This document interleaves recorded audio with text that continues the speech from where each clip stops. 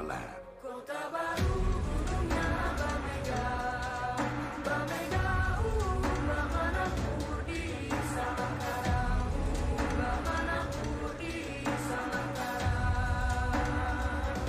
Assalamualaikum warahmatullahi wabarakatuh. Selamat pagi, salam sejahtera bagi kita semua. Kembali Awak Media Nexus Kaltim ya tengah melaporkan langsung pelaksanaan persiapan Kota Balikpapan dalam menyambut Ibu Kota Negara Nusantara. Kebetulan saat ini saya sedang berada di sana ke ruang kerja Ketua Apindo, yang mana ingin menanyakan progres apa saja yang dilakukan oleh Apindo dalam mempersiapkan Ibu Kota Nusantara sebagai Balikpapan Kota Penyangga. Nah, Pak, ini ingin sedikit bertanya, Pak. Ya.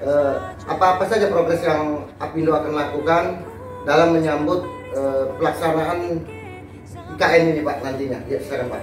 Ya, kita selaku warga Kalimantan Timur dan selaku Asosiasi Pengusaha Indonesia Apindo di Kalimantan Timur, tentunya dengan adanya penetapan IKN Nusantara di Kalimantan Timur ini ya sebagai berkah ya, sebagai berkah bagi kita masyarakat dan para pengusaha di Kalimantan Timur. Apa maksudnya? Bahwa ada beberapa alternatif penempatan ibu kota ini ternyata dipilihlah Kalimantan Timur, tentunya melalui pertimbangan-pertimbangan oleh pemerintah pusat yang tentunya ini masuk di dalam kriteria rencana pembangunan ibu kota negara Nusantara itu. Nah, persiapan Apindo adalah sebetulnya sudah lama sebelum isu IKN maupun setelah isu IKN berhembus. Apindo Kalimantan Timur secara serius mempersiapkan sumber daya manusia untuk rencana pembangunan ibu kota negara itu.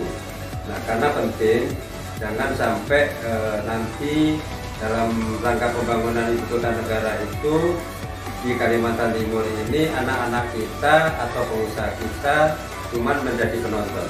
Apindo punya moto bahwa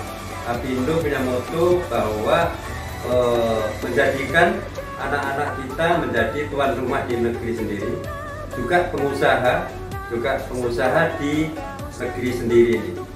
Nah, itu penting, tetapi tidak mudah apa yang kita katakan bahwa itu harus menjadi tuan rumah di negeri sendiri, karena harus melengkapi persyaratan-persyaratan maupun sarana prasarana untuk menunjang kegiatan pembangunan ibu kota negara itu sendiri.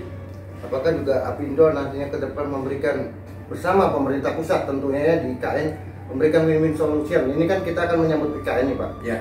Tentunya kepadatan arus lalu lintas juga mempengaruhi. Tentunya itu sudah harus ada ke depannya dalam peningkatan infrastruktur. Mungkin dari pengamatan kita bagaimana untuk sisi dari infrastruktur di Kota Balikpapan sendiri, Pak? Ya. Iya, beberapa kali kami di media menyampaikan bahwa perlunya terutama kota penyangga ini wajib dan perlu dikembangkan infrastruktur penunjang, termasuk ya penambahan jalan-jalan, tentunya jalan alternatif selain jalan yang ada ini, karena saat ini saja di Balikpapan maupun Samarinda ini sudah terdapat kemacetan ketika ada berangkat kerja dan pulang kerja. Ini sudah mulai terdapat kemacetan.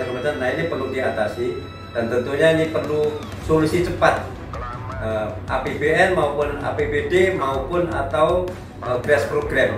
Ini tentunya perlu cepat diatasi, jangan sampai nanti menimbulkan masalah di kemudian hari tentang lalu lintas di dua kota penyangga ini.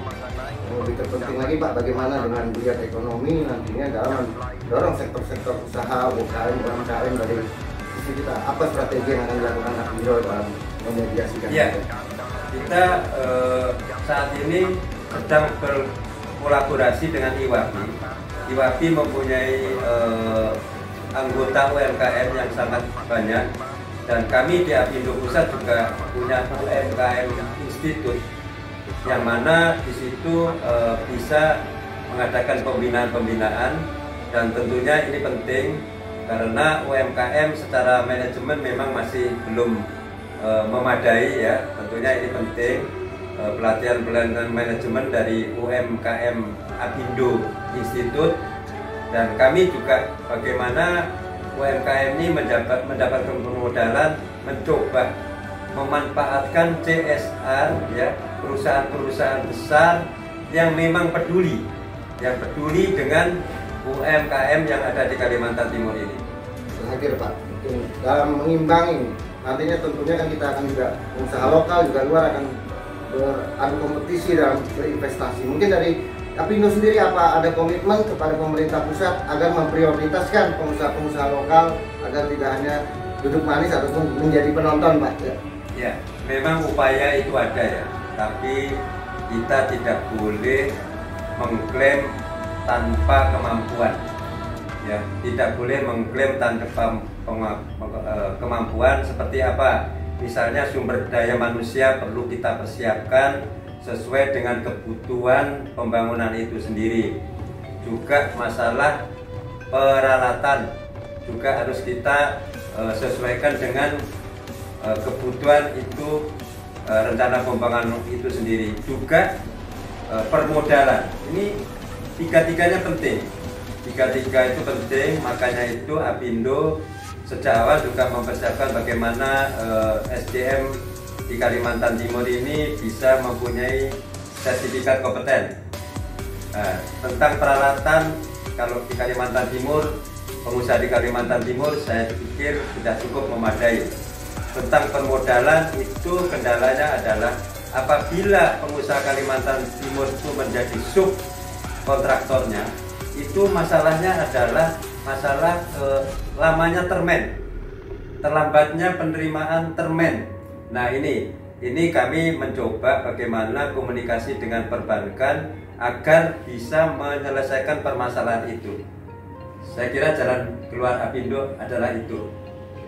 Demikian wawancara edukasi cerdas kita bersama Ketua Apindo dalam menyambut juga menyukseskan IKN, tepatnya di persiapan Kota Penyangga Balikpapan dalam menyambut IKN. Tentunya banyak faktor yang harus diperhatikan dalam menyukseskan, terutama meningkatkan kesejahteraan perekonomian dan masyarakatnya. Mungkin di sebelah saya ini sudah tidak asing lagi di wilayah Balikpapan Timur. Beliau juga selaku mewakili pekerja ya, juga menaungi KNPI di Balikpapan Timur ya kan saya. Mungkin bisa dijelaskan sedikit Kanda, apa harapan kita jika nanti IKN 100% berjalan di PPU? Ya, silakan. Assalamualaikum warahmatullahi wabarakatuh. Salam. Yang pastinya akan sebagai tokoh pemuda dan aktivis para buruh dan pekerja di Balikpapan, kami sangat mengharapkan dengan adanya IKN yang akan ada di Kalimantan Timur ini, kami sangat berharap bahwa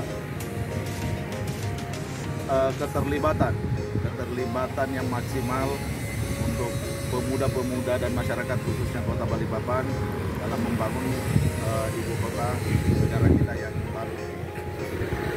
Kami sangat berharap bahwa para pemuda dan masyarakat yang ada di Kota Balikpapan agar diikut sertakan dalam pembangunan IKN ini. Karena apa? Kami Kota Balikpapan adalah penyangga ibu kota, dan kami berharap kami tidak mau jadi penonton di wilayah sendiri. Terkait masalah buruh dan tenaga kerja yang ada di Balikpapan, itu tidak perlu diragukan. Mereka juga mempunyai SDM yang sangat luar biasa. Mereka juga mempunyai skill yang mumpuni untuk dalam hal pembangunan IKN. Jadi saya sangat berharap kepada pemerintah bahwa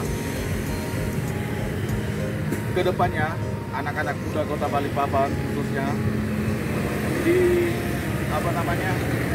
difasilitasi dan diakomodir sepenuhnya untuk ikut serta dalam membangun ibu kota negara kita tercintai. Itu aja harapan saya. Sedikit lagi bertanya, kita juga memiliki banyak wadah di dalam menggiatkan kontraktor-kontraktor lokal ya. Kita berbicara terkait masalah ekonomi ya. Nah, kita memiliki salah satu asosiasi pengusaha Indonesia, Apindo. Mungkin dalam hal ini kebetulan Apindo juga menangani permasalahan ketenagakerjaan. Mungkin apa harapan Kanda kepada asosiasi setara dengan Apindo ini terkait IKN juga? Ya, silakan Kanda. Terima kasih. Harapan saya kepada Apindo agar lebih berbenah lagi ke depannya. Kita melihat ke belakang kemarin bahwa keterlibatan para kontraktor lokal itu sangat minim. Salah satu contoh yang untuk pembangunan RDP itu hanya sekitar 30% pengusaha lokal Balikpapan yang ambil bagian di sana, sedangkan selebihnya itu perusahaan-perusahaan dari luar. Nah, dengan adanya pengajuan revisi perundang-undangan tenaga kerjaan ini, semoga pengusaha-pengusaha lokal yang memang sanggup bersaing dengan pengusaha-pengusaha dari luar, ayo dirangkul semua. Jangan dikotak-kotakan atau hanya memilah-milah bahwa ini dekat dengan ini, dekat dengan ini, sehingga hanya mereka yang mendapat proyek ini. Kalau bisa seluruh kontraktor dilibatkan, khususnya kontraktor lokal. Karena jujur aja, di proyek RDP sendiri terlalu sudah timbul kecemburuan sosial oleh pengusaha-pengusaha lokal, yang mana di setiap tender, di setiap lelang selalu mereka dipersulit. Sedangkan perusahaan-perusahaan dari luar sangat gampang untuk masuk. Jadi kedepannya harapan saya kepada Apindo agar lebih diperhatikan lagi untuk pengusaha-pengusaha lokal, termasuk dari Forum Serikat Buruh Kota Balikpapan akan memfasilitasi hal itu dan akan terus mengawal pekerja dan pengusaha-pengusaha lokal yang ada di Kota Balikpapan. Jangan lupa sedikit memperkenalkan, sebelah saya ini juga selaku ketua RT berapa ini? Mohon maaf, saya bukan ketua RT, tapi di RT 73, saya tokoh masyarakat di situ. Tokoh masyarakat di RT 73. Di LPM sudah nggak lagi juga ya? Di LPM saya fokus di KMI. Sekian ya, suara-suara masyarakat, tokoh pemuda juga masyarakat lah patut didengar, yang mana juga Balikpapan bagian dari ibu kota negara nantinya. Tentunya harus kita sukseskan bersama, dan pemerintah pusat juga harus lebih memperhatikan otonomi daerah atau keterbukaan antar pekerja, kesetaraan, keadilan dalam peningkatan kesejahteraan. Ikuti terus pelaporan perkembangan dari Kaltim bersama ragam seputar program-program lingkungannya. Assalamualaikum warahmatullahi wabarakatuh. Selamat siang, salam sejahtera bagi kita semua.